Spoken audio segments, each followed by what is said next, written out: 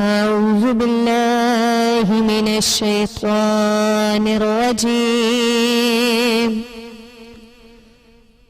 بسم الله الرحمن الرحيم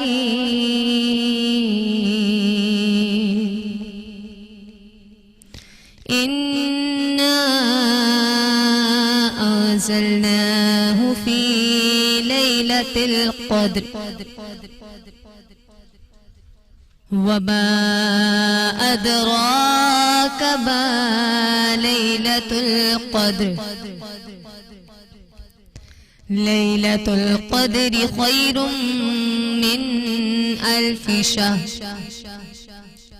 تنزل الملائكة والروح فيها بإذن ربهم من كل أمر سلام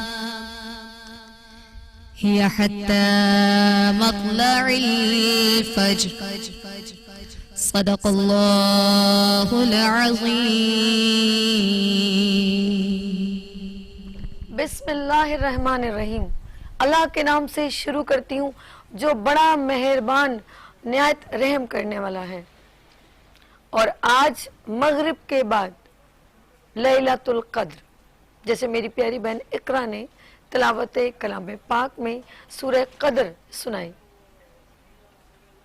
जब पढ़ते हैं इन्ना अंज़लनाहु फी लैलतुल कद्र, बेशक हमने इस रात को शब कद्र में नाजिल किया। और तुम्हें क्या मालूम शब कद्र क्या है? शब कद्र 1000 महीनों से बेहतर है। इसमें मलाइका और रूह अल्लाह के हुक्म से उतरते हैं, सलामती हैं वो फजरे तुलुए सुबह तक, यानी कि सारी रात आप जो इबादत करते हैं और फजर की अजान तक वो लैलतुल कद्र आपके लिए होती है। सदक़ल्लाहुल अज़ीम। मेरी ज़बान इस काबिल नहीं, मेरी रूह इस काबिल नहीं, मेरे सर के बाल से पाँव के नाखून तक मैं इस काबिल नहीं कि मैं अपने रब के आगे अपनी खताओं और गुनाहों की माफ़ी मांग सकूं। आज 26वां रोज़ा है, मगरिब के बाद 27वीं शब लग जाएगी और हम शब कद्र में, हम गुनाहगार जो है शब कद्र में दाखिल हो जाएंगे। हम गुनाहगार शब कद्र में दाखिल हो जाएंगे। मेरा रब बड़ा गफूर रहीम है, शुक्र है उसने मुझे ये शब फिर नसीब की। उसने फिर दरवाजे खोले और कहा मांग ले जो मांगना है, मैं अता करूंगा। मांग ले, अपने गुनाहों की माफी मांगनी है, मैं अता करूंगा। मेरी नेमतें रहमतें बेशुमार हैं। फबी अय्यि आलाइ रब्बिकुमा तुकज़्ज़िबान, और तुम खुदा की कौन कौन सी नेमतों को झुटलाओगे।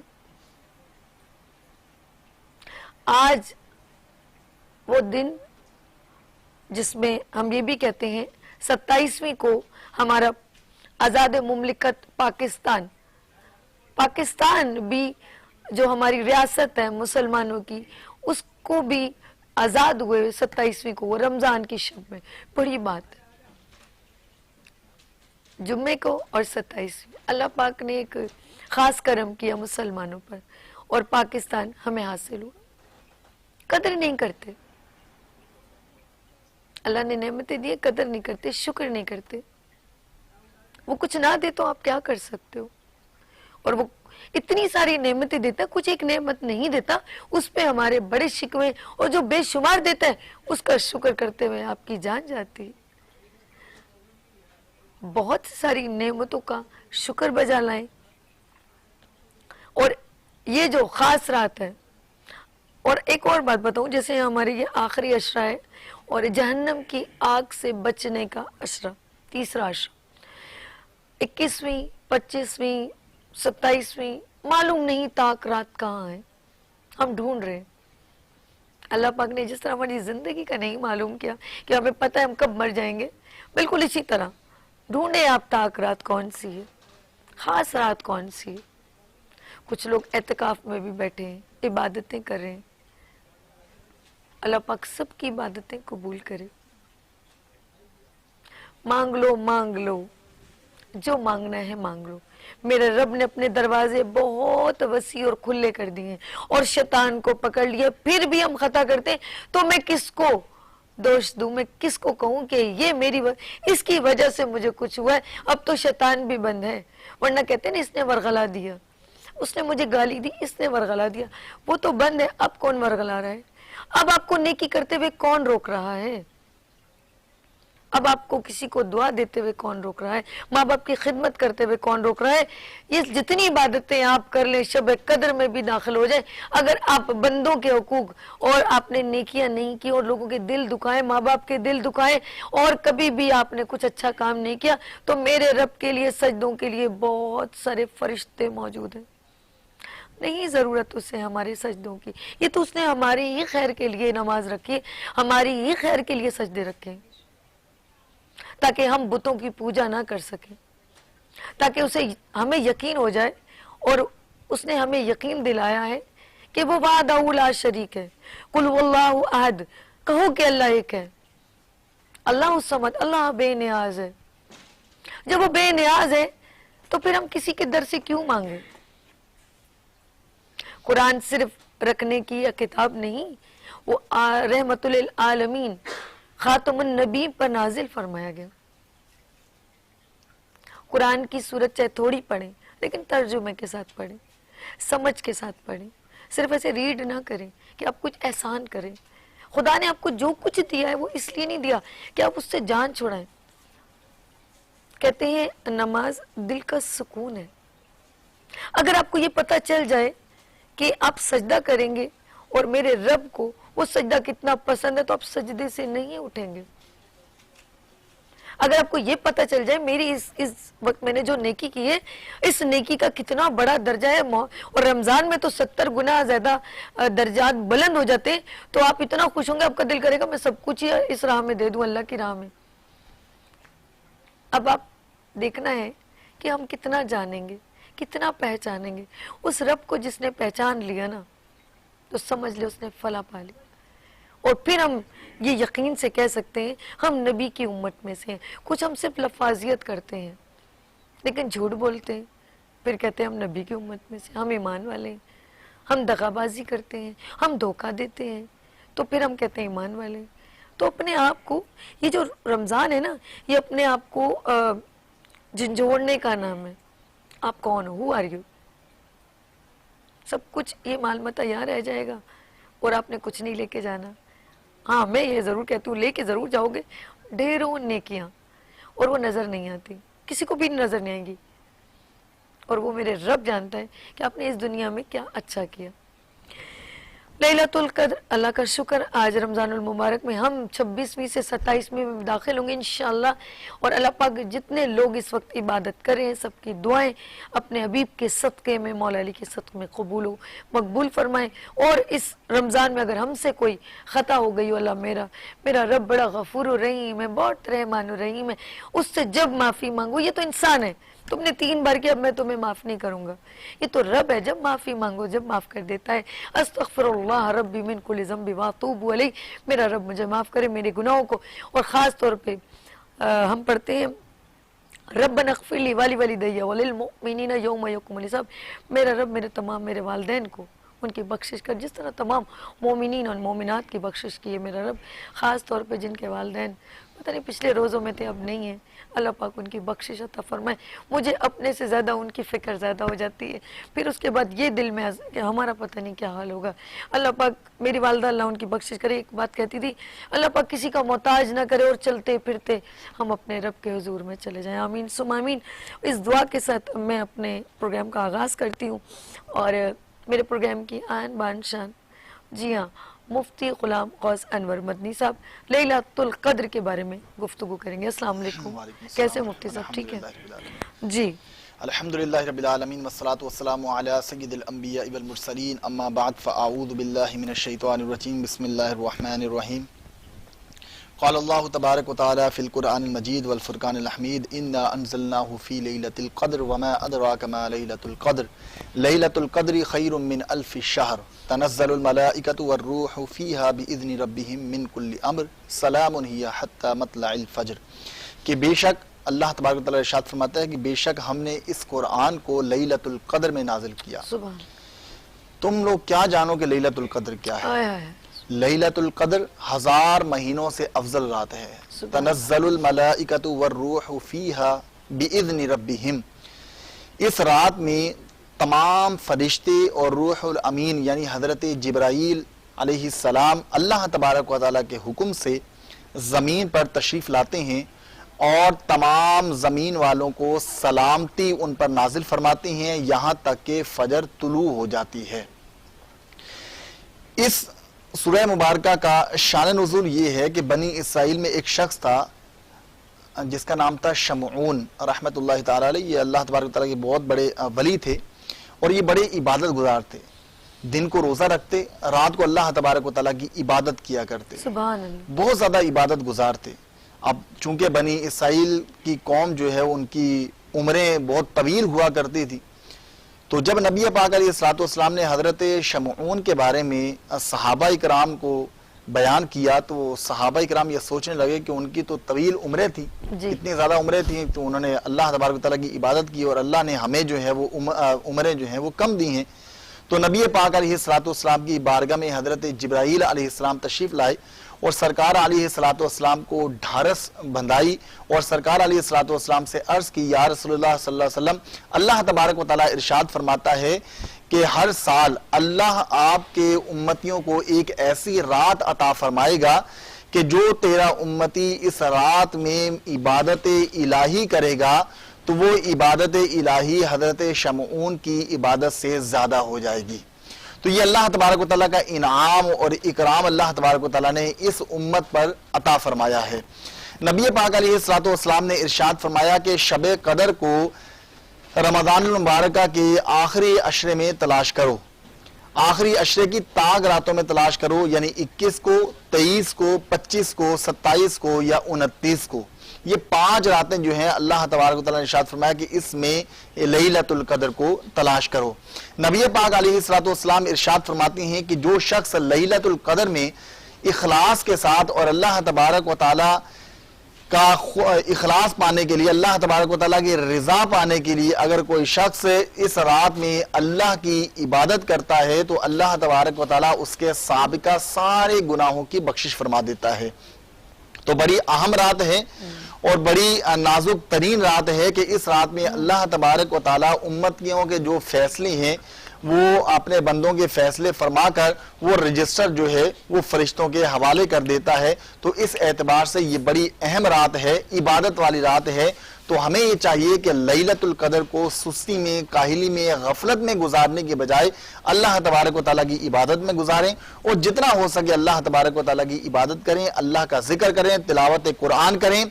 आज की रात जो है वो पाने की रात है। शायर क्या खूब कहता है कि मांगने की रात आज की है, यानी आज अल्लाह तबारक व तआला की रहमत का मजा आज की रात है। तो आज की रात अल्लाह तबारक व तआला की रहमत के दरवाजे खुले हुए हैं और अल्लाह तबारक व तआला की रहमत जो है वो बंदों को पुकार पुकार कर कहती है कि है कोई मुझसे बख्शिश का तालिब कि उसके बख्शिश कर दी जाए, है कोई मगफरत का तालिब कि उसकी मगफरत कर दी जाए, है कोई रिस्क में बरकत का तालिब कि उसके रिस्क में बरकत कर दी जाए। तो ये रहमत जो पुकारती है अल्लाह तबारक व तआला की, ये तुलुए फजर तक इसी तरह पुकार सदा लगती रहती है। तो इसलिए बंदों को आज की रात पाने के लिए अल्लाह तबारक व तआला की बारगाह में कसरत के साथ अपनी जबीन को झुकाना चाहिए। कमली वाले की नगरी में घर मांग लो, मांगने का मजा आज की रात है। अल्लाहुम्मा सल्ली अला सय्यिदना व मौलाना मुहम्मदिन व अला आलिहि व अस्हाबिहि व बारिक व सल्लिम व सल्लु अलैहि। और एक जैसे मैं प्रोग्राम का आगाज मैंने किया और तिलावत भी पढ़ी और आपसे बात भी की, इंट्रो भी किया और मुफ्ती साहब ने माशाल्लाह इतना अच्छा बयान किया। और अभी थोड़ी देर बाद फिर इनसे पूछा जाएगा क्योंकि गा बगाई हमारी रहनुमाई करें, बल्कि पूरे रमज़ान पहले रोज़े से माशाल्लाह 26वां रोज़ा चल रहा है। मेरा भाई मेरे साथ है और बहुत खूबसूरत अंदाज़ है इनका। और ये मैं अब सेगमेंट जो कर रही हूँ वो है छोटी सी नेकी। जब हमें कभी मैं किसी को लड़ता देखती हूँ ना तो मैं कहती हूँ यार ये हमारी नबी की उम्मत में से ये जो लड़ रहा है वो भी मुसलमान है, ये लड़ रहा है वो भी मुसलमान है। मुफ्ती साहब जरा गौर तलब बात है। जी जी, दोनों लड़ रहे हैं, दोनों मुसलमान है और फिर दोनों सगे भाई हैं और फिर हम बड़े घमंड से कहते हैं जी मैं तो ईमान वाला हूँ, मैं कलमा गो हूँ, और ये कभी नहीं, कभी लफ्जों में भी कह के देखा है कि मैं नबी की उम्मत में से हूँ, मैं उनका चाहने वाला हूँ। बाखुदा जिस शख्स के दिल में ये बात आ गई कि मैं सल्लल्लाहु अलैहि वसल्लम का गुलाम हूँ, तो बाखुदा वो किसी से ऊंची निगाह से भी ढंग से बात नहीं कर पाएगा। वो कहेगा कहीं मेरी माँ, मैंने कहीं तकब्बुर, कहीं मेरी माँ को मेरा तकब्बुर नजर ना आ जाए। ये हुआ है। हसन अलैहिस्सलाम ने अपनी वालदा के साथ रोटी खाते हुए, ये जिक्र था, तो उन्होंने कहा कहीं मेरी, मैं कुछ ज्यादा खा लूं तो मेरी माँ ने समझे कि मेरी माँ कुछ उस चीज से महरूम ना हो जाए। तो ये वो नबी सल्लल्लाहु अलैहि वसल्लम और उनकी आल, मौला अली और उनका घराना, तो हम जब उनका जिक्र करते इतना एहतराम से, तो क्या हम उनकी कुछ बातों पे अमल करते हैं? हजरत उस्मान गनी रजी अल्लाह ताला अन्हु ने अपना घर का सारा सामान दे दिया था अल्लाह की राह में। जब नेकी की बात आती है ना, तो ये है सेगमेंट नेकी का। हमेशा नबी सल्लल्लाहु अलैहि वसल्लम ने यतीमों की सरपरस्ती की और सादिक और अमीन कहलाए। और जब हमारे वालिदैन की बात करें, तो हमारे वालिदैन ने हमेशा हमें सिखाया कि दूसरों की मदद करना, और सारे माँ बाप सिखाते, मैं किसी के माँ बाप को नहीं कह सकती कि नहीं सिखाते होंगे। फिर हमारे कहाँ गए अमल? नेकी करते हम 100 दफा सोचते हैं, 100 बार सोचते हैं, और ये महीना एक ऐसा है जिसमें मैंने कहा कि हमें झिझोड़ देता है और हमें कहता है कि कुछ कर लो, जल्दी से कुछ कर लो, इसका सवाब आपको 70 गुना ज्यादा मिलेगा। सदका, खैरात, ज़कात, हमने पहले से, मैं तो पहले से ढूंढ लेती हूँ अभी मुझे किसकी मदद करनी है, किसको करना है, किसको देना है, किसको फितरा देना है, किसको ज़कात देनी है। मैंने अपने जो रोजाना जो मेरे महीने का माल है उसको मैंने जमा कर किसको देना है। फिर आपने सोचा है? मैं बहुत टाइम से काम कर रही हूँ, लेकिन अभी मुझे ऐसा लगा मैंने वाकई में अभी मैंने कुछ, हाँ कुछ ढूंढा, और वो था अली इब्राहिम आई हॉस्पिटल। कुछ लगा यार मुझे कुछ करना है। जब किसी की आंखों का नूर चला जाए ना, उसे कुछ नजर नहीं आता, दिल किया यार इनके साथ कुछ करना है। और मैं फिर इनके हॉस्पिटल गई। हॉस्पिटल में वो लोग थे जिनके कलफ नहीं लगे हुए थे, वो लोग थे बहुत सादे, जिनको 2 वक्त की रोटी नहीं थी। अरे इनके बारे में कौन सोच रहा है? इधर कोई नहीं सोचता। लोग कहते मैं ये इन्वेस्टमेंट करूंगा, हॉस्पिटल बनाऊंगा, मुझे कैश कैसे मिलेगा, इसकी रिकवरी कैसे होगी, इतना बड़ा इतना इन्वेस्टमेंट लगाऊंगा, मुझे वापस कैसे मिलेगा। लेकिन मैं फख्र पाकिस्तान डॉक्टर मोहम्मद सालेह मेमन साहब को सलाम पेश करती हूँ, जिन्होंने ये सोचा, उन्होंने परवाह नहीं की, उन्होंने वहां अल्लाह पाक के पास बहुत सारे अपने घर बना लिए। मैं सच कह रही हूँ, ये बात आप कहेंगे इसको इतना कॉन्फिडेंस नहीं। नबी सल्लल्लाहु अलैहि वसल्लम की उम्मत में से हैं, दिल रखते हैं, दिल में खुदा है, नेकी करने की हिम्मत भी है, बोलने की भी हिम्मत है, अल्लाह का शुक्र है। मैं सच कह रही हूँ, नहीं यकीन जाके देख लीजिएगा। हॉस्पिटल एक ईंट से शुरू किया, छोटी सी जगह से शुरू किया, और करते करते एक बड़ा हॉस्पिटल बन गया। उस रब ने बनाया नियत साफ मंजिल आसान। माशाल्लाह फिर हॉस्पिटल बनता गया, लोग इसके साथ जुड़ते गए।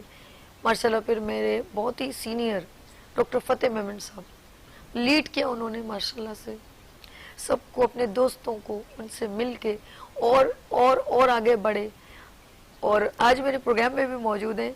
आज उनसे बहुत सारी बातें करेंगे, क्योंकि बहुत सारी अप डाउन आए होंगे, तकलीफें आई होंगी, दोस्त जुड़े होंगे, बिछड़े होंगे, कुछ वाकयात होंगे। हॉस्पिटल अभी भी ज़रूरत है, बहुत सारे डिपार्टमेंट बन रहे हैं। एक और बात कि अब पेशेंट बहुत ज़्यादा हो गए, लेकिन डोनेशंस अभी कम है। आंखों में मोतिया, काला पानी आना, खून जम जाना, नसें बंद हो जाना, कॉन्टेक्ट लेंस की ज़रूरत, रेटिना प्रॉब्लम, धुंधलापन, बहुत सारी। मैं तो इतनी नॉलेज नहीं रखती, I am not a doctor, लेकिन थोड़ा सा उनसे बात रोज़ाना प्रोग्राम करके थोड़ी नॉलेज गेन की मैंने। तो आंखों की बेनता, और फिर वो लोग जो शुगर में मुब्तला होते हैं उनको ट्रीट करना इज अ बिगेस्ट मैं कहूँगी जॉब। ये कोई इजीएस्ट जॉब नहीं। अल्लाह न करे किसी का शुगर पेशेंट है, ऑपरेशन करते कुछ हो जाए तो कुछ ना कुछ उसका ऑर्गन खराब हो सकता है। कल सालेह मेमन साहब ने ये बात बताई, मेरी अवेयरनेस जो है इंक्रीज हुई। तो है छोटा सा जो इस वक्त जो मेरे पास ये सेगमेंट है वो छोटी सी निकी, और मेरे दरमियान बहुत ही senior eye specialist eye surgeon मौजूद हैं और माशाल्लाह डायरेक्टर हैं डॉक्टर अब्दुल फतेह मेमन साहब अल इब्राहिम आई हॉस्पिटल के। अस्सलाम वालेकुम। वालेकुम सलाम। कैसे फतेह साहब? अल्हम्दुलिल्लाह, अल्लाह का करम। ये ऐसी क्या चीज थी जो अल इब्राहिम से आप कनेक्ट हो गए, क्या अट्रैक्शन थी? देखिए बेसिकली मैंने अपने आई का कैरियर जो है शुरुआत तो मैंने हाउस जॉब जनाह से की। ठीक है। मैंने अपनी MBBS जो है वो जामशुर लियाकत मेडिकल कॉलेज से की। उसके बाद मैं आ गया, सालिद साहब उस वक्त जनाह के प्रोफेसर थे, हेड ऑफ द डिपार्टमेंट थे। जी। बेड लग ये थी कि सालिद साहब जिस साल में आया उस साल वो रिटायर हो रहे थे। ठीक है। गुड लग ये थी कि मैंने चूज़ किया कि मुझे इनके साथ ही काम करना है। आय हाय हाय, गुड लगा। माशाल्लाह माशाल्लाह। तो बस वो वहाँ से जैसे हाउस जॉब ख़त्म हुई तो सालिद साहब ने आके जो ना अल इब्राहिम आई हॉस्पिटल की फुल फ्लैश शुरू से ही वो उनके साथ थे, लेकिन चूँकि गवर्नमेंट जॉब थी तो वो वंस अ वीक हो जाते थे। लेकिन जब वो रिटायर हो गए तो उन्होंने टोटल टाइम वहाँ देना शुरू किया अल इब्राहिम में। ये बात है 1999 की। ठीक है। तो मैं भी उनके साथ चल पड़ा वहाँ पे। मैंने क्या? कैरियर वहीं शुरू किया अपना, फिर आई की FCPS वहीं की। मैं ये समझता हूँ कि खुश नसीब हैं हम कि जिनको जो ना साले साहब जैसे उस्ताद मिले, बड़ी बात। और बदनसीब हैं वो जो साले साहब के साथ रह के उनसे कुछ सीखा नहीं। ये बात भी बिल्कुल ठीक है वाकई में। तो मैंने उनसे बहुत कुछ सीखा। मैं अगर इंसान बना हूँ तो सर के साथ रह के। आय हाय हाय, हम ये कह सकते हैं कि इंसानियत का बेहतरीन दर्स उन्होंने दिया और मोटिवेशनल पर्सन हर बन गए। चीज़ पे, हर कदम पे उन्होंने अपने जो उनका तजुर्बा है, जो उनका एक्सपीरियंस है, जियो तो दूसरों के लिए, अपने लिए नहीं। हर मैसेज में, हर बात में वो उन्होंने यही सिखाया कि जियो तो दूसरों के कल लिए। मेरे साथ जब गुफ्तगू हुई थी तो मैंने इंट्रो में कहा था कि अपने लिए तो सभी जीते हैं, इस जहां में है जिंदगी का मकसद औरों के काम आना। तो मुझे कहते वो वाला जो मैंने आखिरी मैसेज दीजिए, कह रहे वही वाला दो ना जो तुमने दिया था। तो वाकई में इतनी डीपली उनको मेरी बात भी याद रही। और ये होता है, ये एहसास की बात है और अभी तक उनके दिल में एहसास उजागर है। पाकिस्तान में नहीं, कराची में नहीं, बल्कि उनकी पूरी कोशिश है इंटरनेशनल लेवल के आपके डॉक्टर्स जो है बाहर मुल्क वगैरह में जाते हैं और गरीब लोगों की फिर मदद करते हैं। ये एक कहाँ से एक सोच आई? देखें बेसिकली ये जो सोच थी, ये हमारे जितने भी सीनियर बोर्ड हैं, जी जी, असल में मुस्लिम अफ्रीकन कंट्रीज़ में इतनी गुर्बत थी कि वहाँ हमारे मुस्लिम्स जो है ना वो क्रिश्चियनिटी में तब्दील हो रहे थे। अच्छा, क्योंकि मिशनरीज का अफ्रीकन कंट्रीज में बहुत काम था। ओके, तो वहाँ से इन्होंने सोचा कि जब वो ये कर सकते हैं तो हम क्यों नहीं कर सकते। बिल्कुल गुड। तो मिशनरीज का क्या होता है, वो पहले अपने, क्योंकि देखें इंसान चाहे कैसा भी हो, जब पेट खाली होता है ना आय आय आय आय, तो मजहब कोई चीज़ याद नहीं याद रहती। आती। आय आय आय, बड़ी अच्छी बात है। लेकिन जब उनके पास आप पहले उनका पेट भरोगे ना, आय आय, तो फिर जो आप उनको कहोगे तो फिर वो उस रास्ते पे चलेंगे। खाली पेट कोई जो ना मजहब को नहीं देखता। बिल्कुल सही। तो मिशनरीज का काम यही था कि वो अपने वो इंसानियत के लिए कर रहे थे। बहुत तो वो फिर वो उनको जैसे जैसे ना तरीका ये है कि आपका जो देखो हुजूर सल्लल्लाहु अलैहि वसल्लम का क्या था तरीका कि वो जो अमल करते थे उस अमल से लोग क्या बात। उनकी तरफ जाते थे ना। बेशक अमल अच्छा होना चाहिए। अमल अच्छा होना चाहिए। अब हम कहें तो अपने आप को जो ना मुसलमान, अमल ना हो, जो हमारे नबी करीम सल्लल्लाहु अलैहि वसल्लम ने सिखाया क्या हम करें क्या। तो ये इस पे उन्होंने जो ना अपना सिलसिला रखा कि हम आई सर्जन हैं। और सबसे बड़ी बात क्या होती है कि जब आप बीमार पड़ते हो ना तो उस वक्त किसी भी रिलीजन से ताल्लुक़ रखने वाला हो ना, हर किसी का खुदा तो है, आय हाय हाय हाय, हर किसी का खुदा तो झुकता वही है। आय हाय, तो जब आप तकलीफ में हो और आप तकलीफ में जाके उनकी मदद करो और फिर तो इन्होंने यही सिलसिला रख के आई का सेटअप, फ्री आई कैंप्स लगाई और वो मुस्लिम अफ्रीकन कंट्रीज़ में, और वहाँ पे जो दाखिल होते थे मरीज़ उनके साथ हमने एक आलिम रखा, ठीक है। वो जाके वहाँ पे उनको रहनुमाई भी देता था अपने दीन की। ठीक। तो ये बढ़ते बढ़ते ये एक सोच थी, हमारा ये नहीं था कि हमने कोई आई प्रोग्राम चलाना है, कॉन्सेप्ट ये था। ओ अल्लाह, कितनी अच्छी, यानी कि पॉजिटिव इमेज कायम की आपने। बहुत कॉन्सेप्ट अच्छा ये अंदाज था है। कि अच्छा हम जो ना कोई, क्योंकि हम आई सर्जन्स थे, वो टीम में जो सीनियर्स थे, तो कॉन्सेप्ट ये था और वो उसको लेके चले गए ताकि हम अपनी सर्विसेज भी दे सकें और इस दौरान हम तबलीग दीन भी कर सकें। क्या बात है, क्या बात तो ये बढ़ता बढ़ता ये अंदाजा नहीं था कि ये, तो कराची मेमनगोट में जब ये शुरू हुआ तो ये एक बुनियाद थी। तो वहाँ से हम अपनी टीम उन अफ्रीकन कंट्रीज़ में, तो उस वक्त साले साहब जनाब में थे, इब्राहिम तो एक छोटा था, तो एक कमरे का हॉस्पिटल, तो वो साले साहब के जितने इतना शागिर्द सा थे, पौधा था इसका मतलब। तो साले साहब ने वो टीम जो है ना यहाँ जनाज से करके वो थ्रू आउट ईयर टीम में बना के बाहर भेजते थे। ठीक है। तो बढ़ता बढ़ता बढ़ता माशा, तनावर दरख्त और फल अभी सब खा रहे हैं, सबको फायदा हो रहा है। ये- मैंने देखा है कि रोजाना सर्जरी होती है और रोजाना इतने सारे पेशेंट होते हैं, ऐसा है क्या? देखें, जिस वक्त मैं आया था 99 में, तो उस वक्त हमारी ओपीडी होती थी 150 जी। और अब तकरीबन 1000 को टच कर रही है। ओके। जिस वक्त मैं आया था उस वक्त हमारी सिर्फ आई सर्विसेज होती थी और कोई सर्विस नहीं थी। इस वक्त अल्हम्दुलिल्लाह कोई ऐसी सर्जरी नहीं है जो दुनिया में होती हो और अल इब्राहिम में ना होती हो आंख के हवाले से। वो मशीनरीज, वही इक्विपमेंट्स मौजूद हैं जो इंटरनेशनल लेवल की मशीनरीज होती हैं, वो वहाँ पर मौजूद हैं और वहाँ पर वो हाई लेवल के डॉक्टर सर्जन में से फतेह मेमन साहब बिल्कुल ये भी ऑपरेशंस करते हैं। तो बहुत ही टैलेंटेड जिसे कहते हैं सर्जन, आई सर्जन मौजूद हैं। और साथ साथ ये भी बताती चलूँ कि आप लोग ये ना समझे कि आप अफोर्डेबल हैं तो आप जाके वहाँ पे ऑपरेशन नहीं करवा सकते, क्योंकि वहाँ सदका ज़कात के पैसे होते हैं। आप उन्हीं पैसों को, अगर आप अफोर्डेबल हैं, आपके घर में किसी को आंखों का ऑपरेशन करवाना है, वो जाके ऑपरेशन करवाए और वही पेमेंट जो रिक्वायरमेंट वहाँ की है, फॉर एग्जांपल 8000 या 10,000 आंखों के ऑपरेशन की इतनी रिक्वायरमेंट है, अगर बड़ी प्रॉब्लम्स ना हो तो नॉर्मल, तो वही पेमेंट आप ज़कात में दे दें, डबल सवाब। क्या कहते हैं? बिल्कुल जी। देखें, मैं बात बताऊं, साले साहब का और मेरा जो, हालांकि वो बिल्कुल उनकी सोच सही है, लेकिन थोड़ा सा उनसे मैं मुखालफत करता हूँ। सर कहते हैं कि जो मरीज आता है तो सबके लिए इक्वलिटी होनी चाहिए। बिल्कुल ठीक है।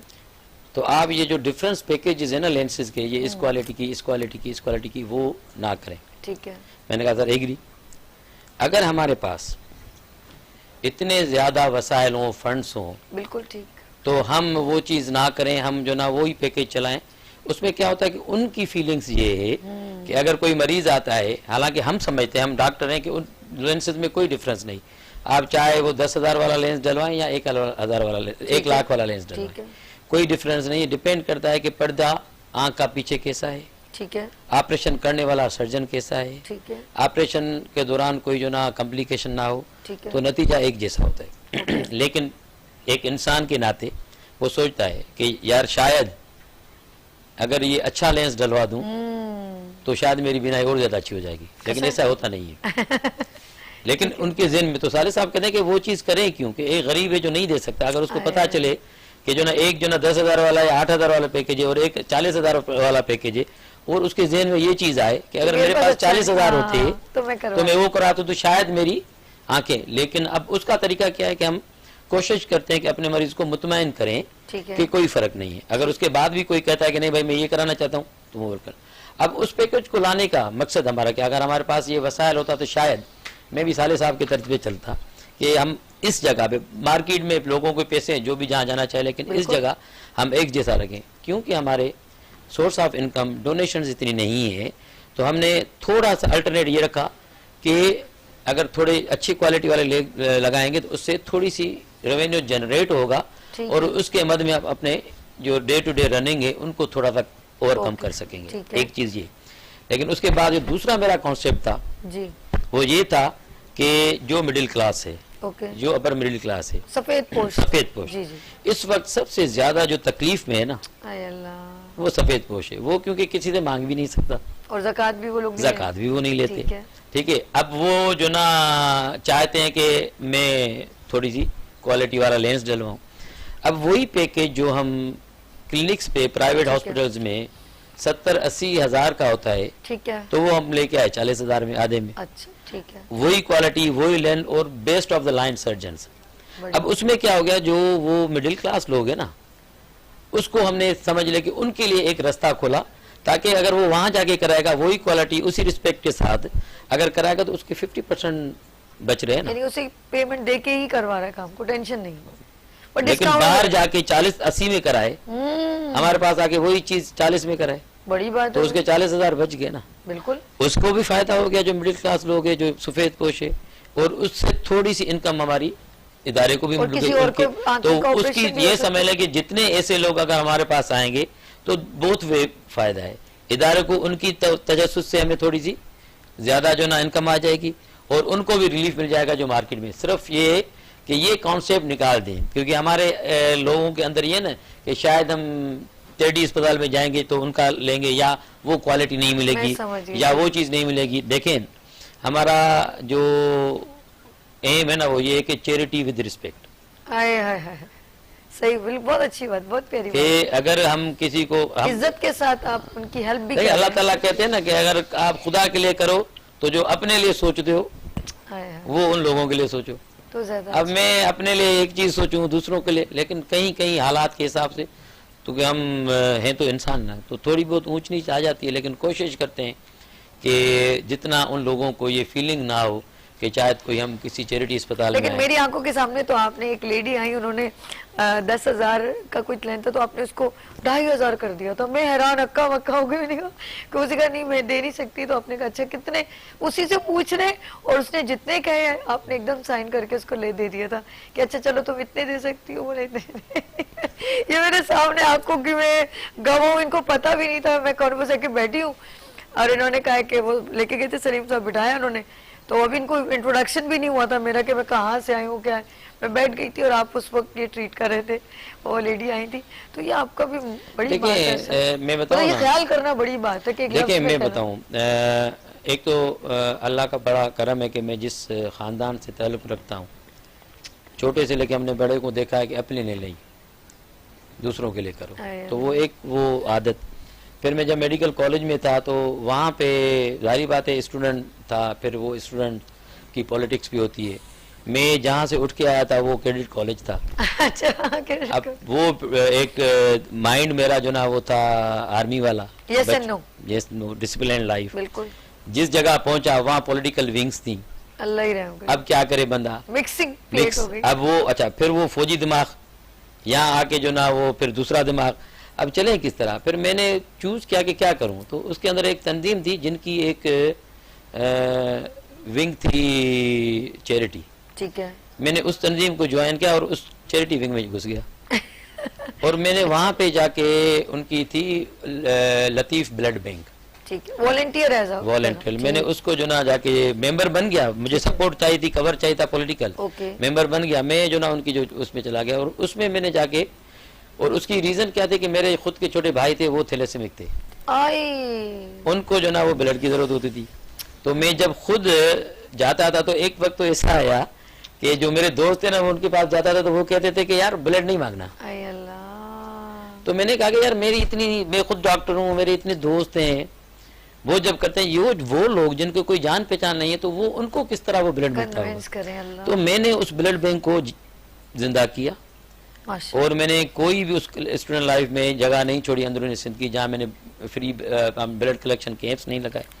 मैंने अब्दुल सत्तार ईदी के साथ काम किया। माशाअल्लाह। पहला जब मैं गया तो उनके पास गया, तो हम उनके पास गए थे, तो पहला जब हमारा एनुअल प्रोग्राम था तो हमारे सीनियर्स जो थे उनके साथ करे, तो हम गए तो उनके पास गए कि हमें एक तो एक्स्ट्रा कंटेनर चाहिए। उस वक्त ये जो ना जोड़िया बाजार में इनकी ऑफिस होती थी, मेरी पहली मुलाकात थी अब्दुल सत्तार ईदी साहब के साथ। अच्छा, तो वो बिल्कुल खदड़ के लिबास में, तो मैंने कहा तो मैंने उनको कहा कि मुझे जो ना हमें ये चाहिए, कंटेनर चाहिए, तो उन्होंने वो तो दिया। फिर हमने कहा कि थोड़ी सी हमें हेल्प करें, हम कोई 1 साल हो गया तो हम अपना प्रोग्राम करना चाहते हैं।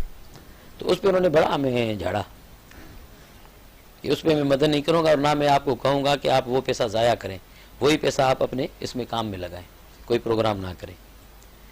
तो उसमें मैंने बड़ा काम किया। फिर मैं जब आ गया तो पीछे वो बहरहाल स्टूडेंट थी तो वो बंद हो गई। फिर अल्लाह का फजल है कि मुझे ये प्लेटफॉर्म मिला, फिर मैं इब्राहिम के साथ अटैच हो गया। तो मेरे माइंड में तो बचपन से ही था कि मुझे कुछ करना है किसी और के लिए। बहुत अच्छी बात है। और मैं ये चाह रही हूँ कि डिफरेंट स्कूल्स में मैंने सुना आप लोग जाके लोगों बच्चों का टेस्ट करते हैं कि नहीं करते, इस तरह डिफरेंट जगहों पे? देखिए मुख्तलिफ चीज़ें स्टूडेंट हमारा जो स्कूल स्क्रीनिंग प्रोग्राम्स चलते हैं वो ठीक सालों है। से कराची के अंदर काफ़ी जगहों पे, पूरा गडाब किया, ये इस सेंट्रल कराची की तरफ ठीक है। किया, इंटीरियर सिंध में हमने काफ़ी किया। तो वो सारे स्कूल प्रोग्राम लाखों के तादाद में हमने बच्चों को स्क्रीन ठीक है। किया। उनकी जो भी होती हैं कि चश्मा लगाना, अभी रिसेंटली भी गुलशन हदीद की तरफ वो हमारा प्रोग्राम चला था इंडस मोटर्स वालों के साथ, अच्छा ठीक है, टोयोटा इंडस मोटर्स वालों के साथ। जबरदस्त। तो क्योंकि उनकी फैक्ट्री उस तरफ है तो वो भी एज पर ला, तो जो भी ये फैक्ट्री जो काम करते हैं तो एज पर ला जो आपके उस एरिया के लोग हैं उनके लिए कुछ ना कुछ करना होता है। ठीक है, तो वहाँ स्कूल स्क्रीनिंग प्रोग्राम किए, तो वो बच्चों को सारा फिर उसमें उनके ग्लासेस को डिस्ट्रीब्यूट करना, जिनको नंबर लगता है या कोई सर्जिकल प्रोसीजर्स होते हैं तो उनको फिर हम इब्राहिम में रेफ़र करते हैं, उनको ट्रीट करते हैं। जो भी स्कूल स्क्रीनिंग प्रोग्राम चलते हैं इस टोटली 100% फ्री होते हैं, लेकिन कोई ना कोई फंड देता है।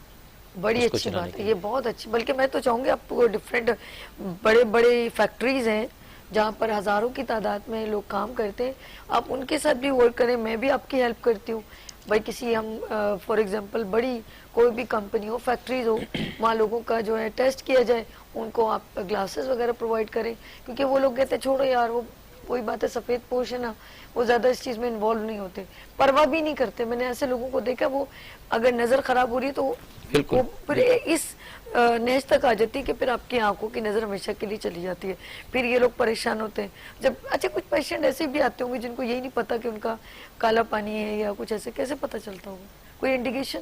देखें हमारे पास मरीज़ पेशेंट उस वक्त पहुंचता है जब उसको बीनाई का मसला हो, आए हाय, उस वक्त पहुंचता है जब पेनफुल कंडीशन हो, दर्द हो आँख में, ठीक है, उस वक्त आता है जब रेड हो। लेकिन अगर कोई ऐसी बीमारी जो ना पेन दे, ठीक है, ना नज़र एकदम ख़राब करे, आहिस्ता आहिस्ता करे, ठीक है, वो जब उस स्टेज पे आते हैं ना, तो वो दो कॉमन चीज़ें हैं। एक काला पानी, ठीक है, काला पानी का कुछ किस्म ऐसे हैं जिसमें साइलेंट किलर है, वो ओके, ब्लाइंड आंख का, वो आहिस्ता आहिस्ता आहिस्ता आहिस्ता करके आपकी बीनाई ख़त्म कर हाय, देता है। हाय, और वो जो पहुंचता है ना तो वो इरिवर्सिबल होता है, रिवर्स भी नहीं होता, तो बस वो इरिवर्सिबल डैमेज हो जाता है।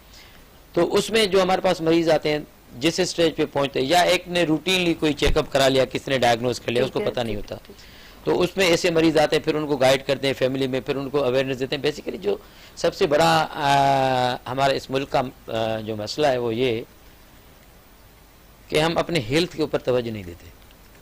यानी कि 1 मंथ या 1 ईयर बाद अपनी आंखों को चेक करना वो नहीं चाहिए। देते। फिर कब हम जो ना दूसरी चीज़ों में तो बहुत चीज़ें करते हैं, बहुत अच्छी लेकिन बात है। हेल्थ के लिए इग्नोर करते हैं। वो जैसे बस वो, और फिर उसमें तब पहुंचते हैं जब काम जब उतर वो- चुका होता है, बिल्कुल ठीक और है। फिर जब कहते हैं कि भाई जितना भी ले लो ये करो, तो उस वक्त कुछ नहीं कर सकते। अच्छा कुछ ऐसी भी आंखों की बीमारी, जैसे नॉर्मल मैं हूँ, एकदम अचानक कोई पेशेंट भी आई थी यहाँ पे, कलीम लेकर आए थे, कलीम साहब, वो 7-8 साल की बच्ची थी, एकदम अचानक उसकी नज़र चली गई, स्कूल गोइंग थी और उसकी माँ बेचारी अफोर्ड भी नहीं कर सकती थी।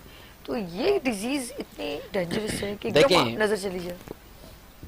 आपके जो देखने का ताल्लुक होता है ना, वो होता है पीछे पर्दे के। ठीक है, ये सिंपल एग्जांपल आप ले लें कि घड़ी है, जैसे ठीक है, आपकी आंख का लेंस जैसे घड़ी का लेंस होता है, हाँ ऊपर का वाइट, ठीक है, अगर आप एक आंख की मशीन, जो घड़ी की मशीन होती है, ये समझ लें कि आंख का पर्दा है, अगर आप एक आंख की पर्दा ख़राब हो जाए ना तो वो डैमेज परमानेंट हो जाता है कुछ कंडीशंस में। ठीक कुछ है। अगर अर्ली डिटेक्ट हो जाए, रिकवरेबल होती तो रिकवर करते हैं। इसी तरह मशीन अगर आपकी घड़ी की ख़राब हो जाए ना, आप शीशा कितना भी तब्दील करो, टाइम तो नहीं देगी। हाय हाय हाय हाय। तो इसी तरह जो ना, अगर आपकी आंख का पर्दा ख़राब है ना, तो वो जितना डैमेज होता है, जो उसमें जान होती है, नज़र उसी हिसाब से आती है। बिल्कुल ठीक है, तो काफ़ी ऐसी हैं पर्दे में, जो सडन लॉस होता है वो पर्दे की बीमारी से होता है। सडन लॉस होता है जो काले पानी की वजह से पेनफुल कंडीशन आ जाए, कि काला पानी मुख्तलिफ किस्म का होता है, कि उसमें जो ना एक ओपन एंगल का होता है, एक चैम्बर क्लोज का जो ड्रेन होता है वो अचानक बंद हो जाए, ठीक है। तो पेनफुल भी होता है। और लेकिन जो पेनलेस लॉस है वो पर्दे की हवाले से आते हैं, पर्दा फट गया पर्दे के अंदर खून आ गया, जैसे शुगर के मरीजों को हाँ, पर्दे के अंदर खून आ ठीक है। गया। फिर कुछ इन्फ्लामेटरी कंडीशन में आपको एक और मज़ेदार बात बता रहा जी, हूँ। जी। मैं जब चौथे साल में था, ट्रेनिंग की अपनी FCPS की, तो उस वक्त मैं क्यों और इस फील्ड में अपना माइंड चेंज किया, और मैंने ये सोच लिया था उस दिन कि मुझे जो कुछ भी करना है इस मुल्क में करना है, मुझे जो कुछ भी करना है इस अस्पताल, इस इदारे के अंदर करना है, और जो कुछ भी करना है इन अपने लोगों के लिए करना है। बड़ी बात है, बड़ी बात। तो उस दिन एक मेरा जूनियर था, वो मेरे पास आया कि सर वो एक अल्ट्रासाउंड कर रहे थे आँख का, कि सर ये इसका जो ना पीछे पर्दे का मसला है। मैंने जाके देखा तो उसको दोनों आंखों में खून आया हुआ था जब अल्ट्रासाउंड कर, इस टोटली ब्लाइंड। ठीक है। मैंने से पूछा, कहा कि सर मैं कब से नहीं देख रहा? कहा मैं 10 साल से नहीं देख रहा। उस वक्त वो 32 साल का था, अल्लाह। और 10 साल से 22 साल की उम्र में वो दोनों आंखों से अचानक बीनाई चली गई। तो मैंने कहा कि तुम जो ना फिर आए क्यों नहीं तुम्हें जो ना? तो कहा कि सर पैसा। मैंने कहा ठीक है, पैसों का मसला था, मेरे पास पैसे नहीं थे कि मैं आ सका। तो मैंने कहा 10 साल फिर बात कैसे आया? कहा कि किसी ने बताया कि अल इब्राहिम जाए, वहाँ आपका सब कुछ हो जाएगा। तो मैंने उसको कहा कि मैं इलाज करूंगा एक शर्त पे, कि 2 हफ्ते तुम्हें रुकना है। क्योंकि मुझे पता था जो डिजीज मैंने डायग्नोज की थी, मुझे पता था कि भले 10 साल से ब्लाइंड हो लेकिन इसका आउटकम अच्छा होगा, देखेगा ये। बड़ी बात। तो मैंने कहा अगर एक आंख की ऑपरेशन करूंगा तो ये गांव चला गया, और एक आंख से देखेगा। एक बंदे ने अगर दोनों आंखों से 10 साल से नहीं देखा, एक से देखेगा तो वो दोबारा वापस ना आए। प्रेशर। तो मैंने उसलिए कहा कि दोनों करके भेजूं ताकि पैसों की वजह से ये ना हो कि फिर दोबारा ना आए, क्योंकि एक से मैंने रोक के उसको 2 हफ्ते के अंदर दोनों आंखें सर्जरी की।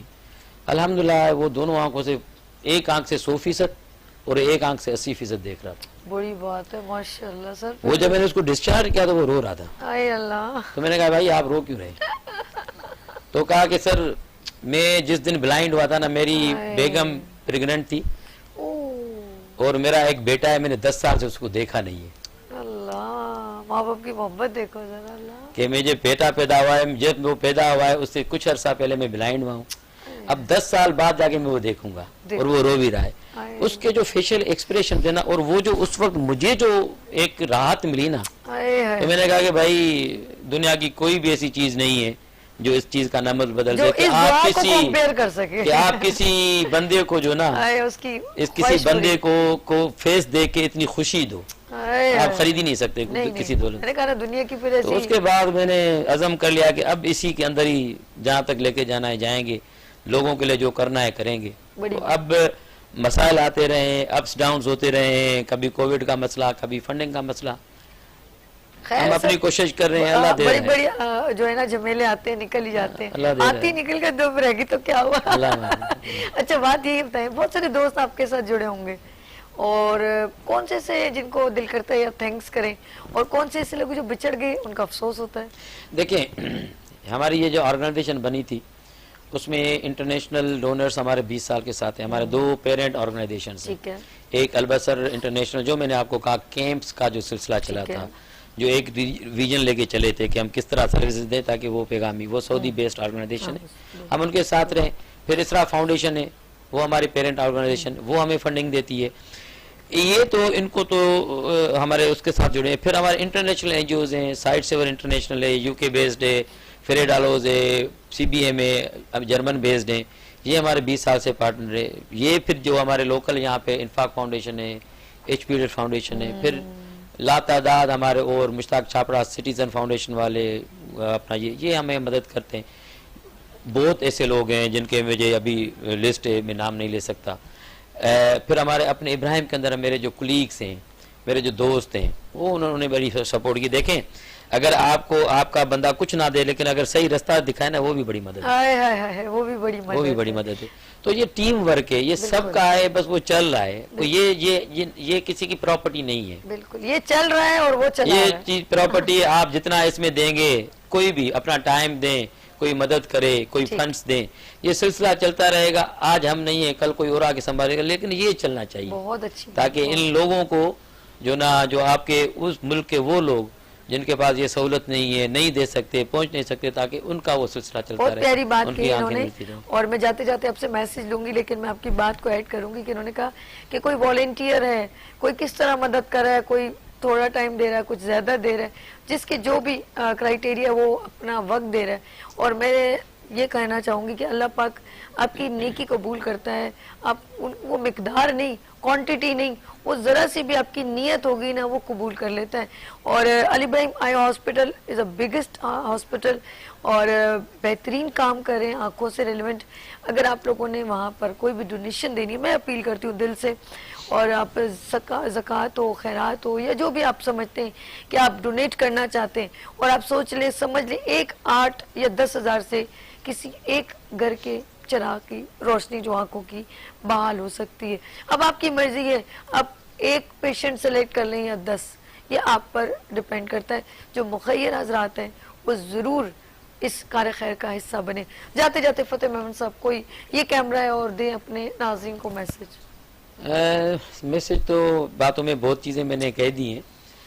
देखें, आंखें अल्लाह ताला की एक ऐसी बड़ी नेमत है। जी जी, अल्लाह किसी की आंखें ना नज़र ना ले। आए अल्लाह। आप तस्वर भी नहीं कर सकते कि जब किसी की बीनाई चली जाती है ना। मेरे खुद के वालिद साहब हैं, मैं खुद रेटना सर्जन हूँ, लेकिन मैं उनकी बीनाई को बचा नहीं सका।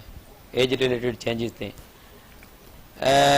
वो अपने विल पे नमाजी हैं, तहज्जुद गुजार हैं, इबादत गुजार हैं, वो उसको लेके चल रहे हैं। लेकिन जब उनकी बीनाई गई ना, तो मैंने एक चीज़ महसूस की कि बीनाई जाने के बाद बंदा बिल्कुल जो ना कंफ्यूज हो जाता है। भले आप सुनते रहो, भले आपका ब्रेन चलता रहे, लेकिन अगर आप देखते नहीं ना, तो आपके लिए ना कान की अहमियत है, ना नज़र की, अपना दिमाग की अहमियत। क्योंकि आप ये दुनिया अल्लाह ताला ने इतनी रंगीन बनाई है, इस रंगों को आप अपनी आंखों से देख सकते हो और किसी से नहीं। तो कोई भी आंख का मसला हो, अपना इलाज ना करें, किसी आंख के पास चले जाएं, अपनी आंख की हिफाजत करें, अपने बच्चों की आंखों की हिफाजत करें, अपने बड़ों के आंख की हिफाजत करें। ये आंख की बिनाई, आंख का जो बीमारी है, कोई ऐसा नहीं उम्र जिसमें ना होती हो। पैदा होने से लेके कब्र तक हर बीमार बच्चा पैदा होने वाला भी आंख से महरूम हो सकता है, आंख की बीमारी में हो सकता है। छोटा बच्चा हो, 10 साल का बच्चा हो, 20 साल का बच्चा हो, चश्मों का मसला हो, बड़ी एज का हो, ये इतनी है कि जैसे भी अगर आपको कोई भी मतलब उसको इग्नोर ना करें, फ़ौरन कोई भी करीबी अस्पताल हो उनके पास ले जाएं। अगर नहीं कहीं जा सकते तो हमारे अस्पताल में अली इब्राहिम आई हॉस्पिटल आप आ सकते हैं। कोई भी ऐसा बंदा जिसको 1 रुपया भी नहीं है, नहीं आ सकता। हमारा मकसद है कि हमारे पास जो भी आएगा, जो खैरात कर रहे हैं, जो दूसरों के लिए कर रहे हैं, हमारे यहाँ कोई भी मरीज़ इस वजह से वापस नहीं जाता कि उसके पास पैसे नहीं है। आप आ जाएं, हम बैठे हैं, हम आपकी आंखों का ख्याल करेंगे। दुनिया में पता नहीं कितने, इस मुल्क में पता नहीं कितने ऐसे मुखैर हजरात हैं जो आपकी आंखों के ख्याल के लिए बैठे हुए हैं, जो इन इदारों को चलाने के लिए बैठे हुए हैं। ये अल्लाह का सिलसिला है, लेकिन आप अपने आंखों का, अपने बड़ों के, बच्चों की आंखों का ख्याल रखें। बहुत खैर रखें फतेह मेमन साहब, बहुत शुक्रिया आप कहने का। जी नाज़रीन, स्पेशल पैकेज देखते हैं अली इब्राहिम आई हॉस्पिटल का। देखें लोग अपने दिल की बात कैसे कहते हैं। यहाँ लेंगे ब्रेक और मिलते हैं ब्रेक के बाद इबादत रमज़ान के साथ।